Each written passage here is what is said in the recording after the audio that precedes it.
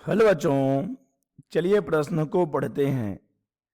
Outer lens के द्वितीय focus की परिभाषा कीजिए। चलिए सबसे पहले हम लिख लेंगे मूल अवधारणा।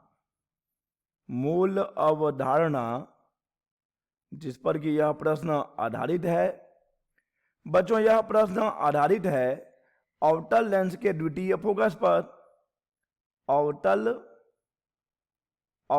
लेंस की द्वितीय फोकस।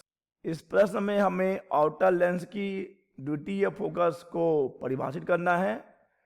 तो चलिए बच्चों परिभाषित करते हैं आउटर लेंस के द्वितीय फोकस को।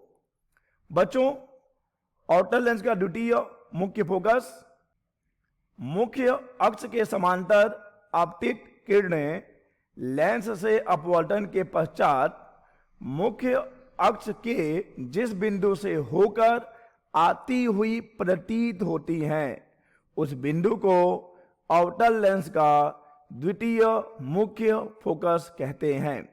आइए बच्चों इसे हम एक किरण आरेख की सहायता से समझते हैं।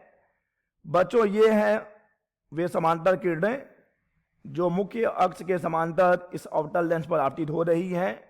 और हम जानते हैं कि आउटर लेंस अपसारी प्रकृति का होता है, जिससे कि बच्चों यह क्या करेगा, समांतर आने वाली किरणों को अलग अलग दिशाओं में बिखरा देगा।